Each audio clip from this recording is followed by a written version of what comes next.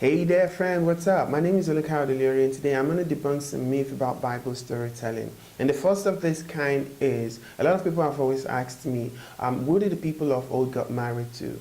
That is, the Bible only talks about Adam and Eve, and then it talked about Cain and Abel, and said, never really mentioned women in any place. But if you read the book of Genesis chapter 5, you're going to see in there, for instance, it says, Adam gave birth to Seth when he was 130 years old, and then he lived for 800 years more, and then he gave birth to sons and daughters. This is a myth that the people have always misunderstood, because the people of old actually intermarried. That is, yes, they married their sisters. And this was okay at the time because the gene pool was still very pure. And compounding the gene pool did not result to as much flaws as it did today. One of the reasons why intermarriage is not advisable today is because if you intermarry and there being a genetic disease in the family, you compound that disease and then you give your children an even higher risk of getting such diseases. But at the time, it was okay because the gene pool was still pure and man lived a whole lot longer then. And the second myth I want to debunk is the myth about the authenticity of the creation story. A lot of people have always said that when you tell a story, it gets watered down. There's a myth about storytelling that the more the stories are told down through generations,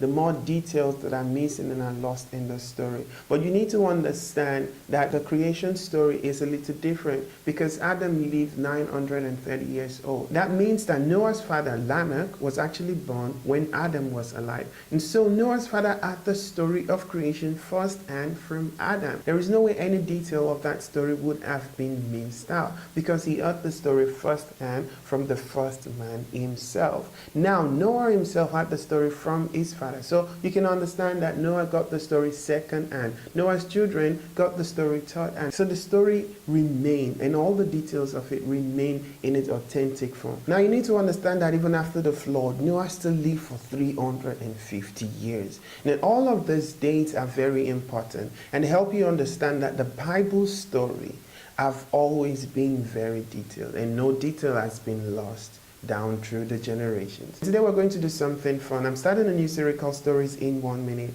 and the first story we're going to be telling today is the genealogy story. So stay tuned while we go into the genealogy story in 1 minute. When Adam lived 130 years, he had a son in his own line. No, I'm kidding.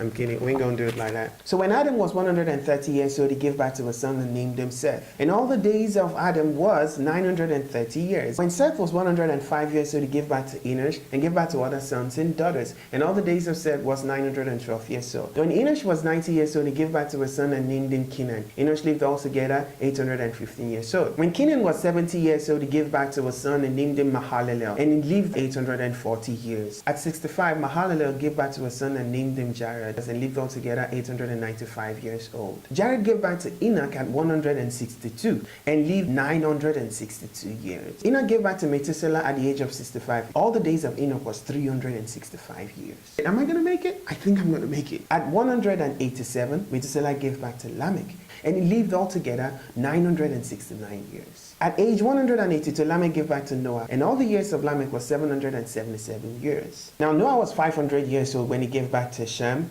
Ham, and Japheth. And this is the genealogy found in the book of Genesis chapter 5.